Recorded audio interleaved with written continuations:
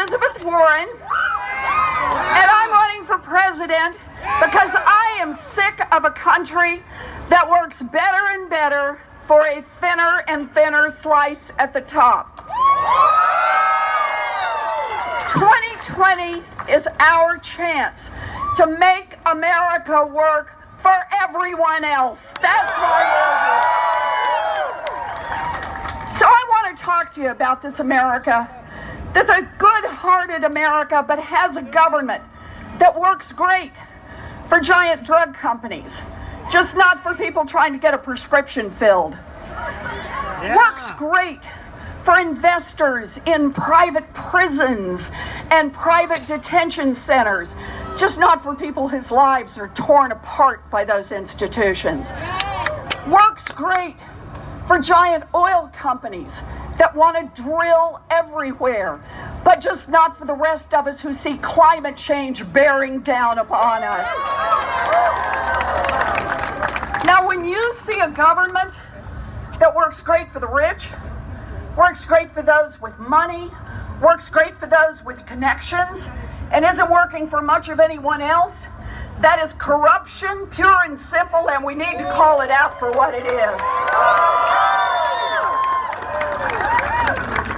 So here's the deal. I have the biggest anti-corruption plan since Watergate. Here's the bad news. We need the biggest anti-corruption plan since Watergate. But understand this. If we're going to make change in this country, we got to be willing to tackle this corruption head on. Whatever issue brings you here today, whatever touches your heart, whether it's around health care or climate or gun safety, I guarantee if there is a decision to be made in Washington, it's been influenced by money. It's been shaped by money. It's been pushed by money. Our chance in 2020 is to fight back against the corruption to make our government work for us. And here's a big part of how I want to do that. We're not going to do it with one little statute over here, one little regulation over there. The way we're going to do it is with big structural change. Yeah, give it to me again. Do you like big structural change? So I want to talk about just one aspect of that, and that is big structural change in our economy. Part one. Right now we have an America where there's more and more power in a handful of giant corporations. Big ag, big tech, big finance, big pharma, you name it. They roll over their employees, they roll over their customers, they roll over their communities. We need structural change. Part of it, we need somebody with the courage to enforce the antitrust laws in this country. I'm your gal on that one. But we need more. We've got to have a system where there's constant pushback. There's other power in the system, and that means we need more power in the hands of employees, make it easier to join a union, and give unions more power when they negotiate. Unions built America's middle class. Unions will rebuild America's middle class. There's another way that we can do structural change in this economy. It's time for a wealth tax in America. Now, for those of you who may not be familiar with it, let me just give you a quick explanation.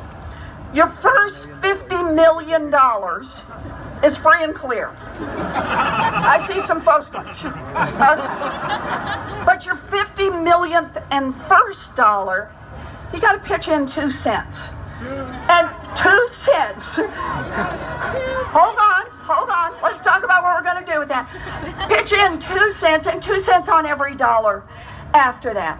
And by the way, anybody in here own a home or grew up in a home? So you've been paying a wealth tax forever. They just call it a property tax. I'm just saying, for the bazillionaires, the top 1/10 of 1%, how about we include, in addition to the real estate, the stock portfolio, the diamonds, the Rembrandts, and the yachts. That's all. But understand this, the point is not to be cranky. People say, you know, I have this great fortune, but that's because I had a great idea, I got out there, I worked my rear end off, or I inherited it, Donald Trump. But however it is, great, you built a fortune here in America. I guarantee you, you built it in part with workers all of us help pay to educate. You built it in part getting your goods to market on roads and bridges all of us help pay to build. You built it in part protected by police and firefighters all of us help pay the salaries for. So all we're saying is if you make it really big, the top 0.1%, fortunes above $50 million, you make it that big, pitch in 2 cents so everybody else in this country gets a chance to make it. 2 cents. 2 cents. 2 cents. You bet. 2 cents. And what can we do with 2 cents?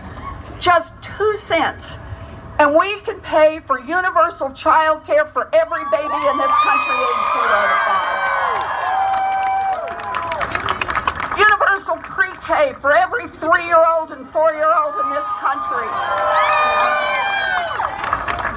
Raise the wages for every child care worker and preschool teacher in America. 2 cents. You can do all of that, and you can make technical school, community college, and 4-year public college tuition free for everyone who wants to get an education. And I'm not through yet. 2 cents, you can do all of that, and we can help level the playing field. We can put $50 billion directly into historically black colleges and universities in this nation. And I'll mention just one more. We can do all of the things I talked about, plus cancel student loan debt for 95% of the kids. We can do all that and still have a couple of $100 billion left over. That should tell you about what's broken in America. You know, every time we see a budget, it's really just a statement of our values. Is it more important to leave the 2 cents with the bazillionaires, or use that 2 cents to invest in all of our kids? Well, I'm here because I think we ought to be investing in all of our kids.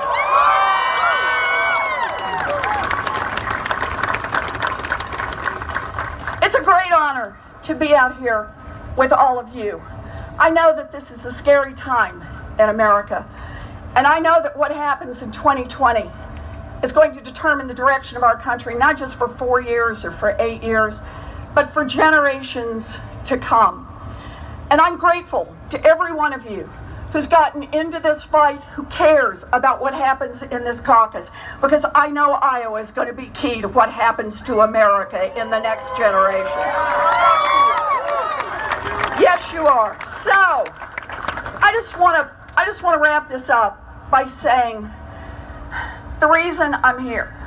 I didn't in a million years think I'd ever end up running for any public office. I've known what I wanted to be since I was in 2nd grade. I wanted to be a public school teacher. Can we hear it for our public school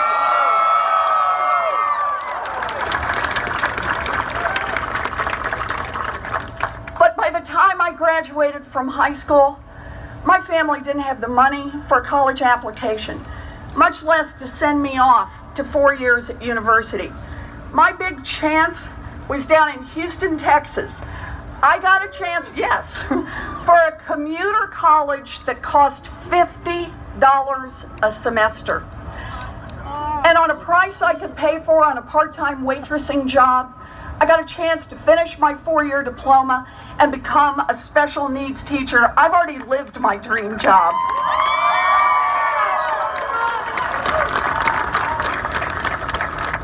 So I stand here today in front of you to say, never having thought I'd run for office, what brought me in is opportunity.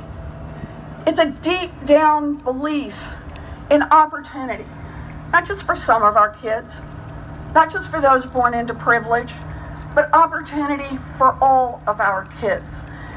You know, my daddy, he ended up as a janitor, but his baby daughter, she got the opportunity to be a public school teacher, to be a college professor, to be a United States Senator, and to be a candidate for President of the United States.